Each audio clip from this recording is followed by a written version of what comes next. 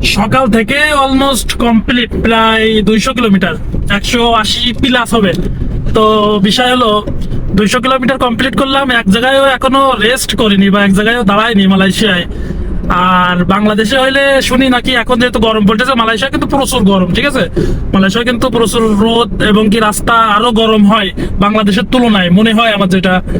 তো এবারে যে আপনার প্রায় 180 কিলোমিটার চালালাম, এক জায়গায় দাঁড়ায়নি। বাংলাদেশে হইলে আপনারা যারা জানেন তারা একটু বলবেন যে আসলে একটানা 200 কিলোমিটার গাড়ি কি চালানো যায়, ড্রাইভ করা যায় বাংলাদেশে?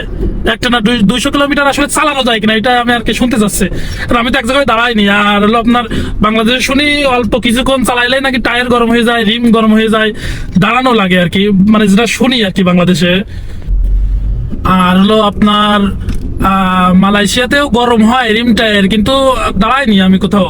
বাংলাদেশে আমার মনে হয় একটাই কারণ, সেটা হলো বাংলাদেশে যে একবার মানে 50 কিলো 100 কিলো যাওয়ার পরে যে একটা রেস্ট নিতে হয়, টায়ার রিম গরম হয়ে যায়।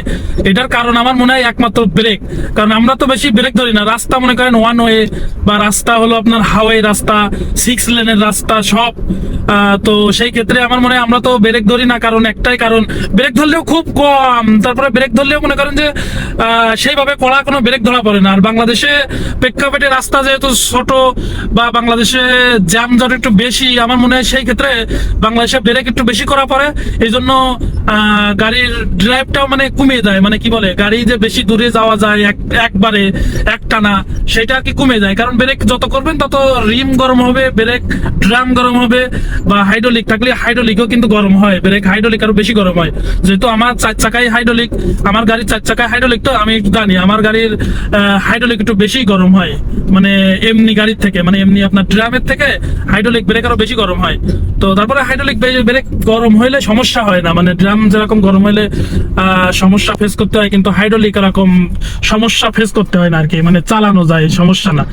তো এই হলো আজকে আর কি বিষয় আর কি, মানে ভিডিওটা করলাম আর কি, হঠাৎ করে মনে জাগলো যে একটা ভিডিও করি, তাই আর কি করে ফেললাম। তো কেমন হলো ভিডিওটি অবশ্যই কমেন্ট করে জানাবেন। আর কথার ভিতরে ভুল ত্রুটি হলে অবশ্যই ক্ষমা দৃষ্টিতে দেখবেন, ভাই বন্ধু মনে করে, যেহেতু আমিও আপনাদের বন্ধুর মতন।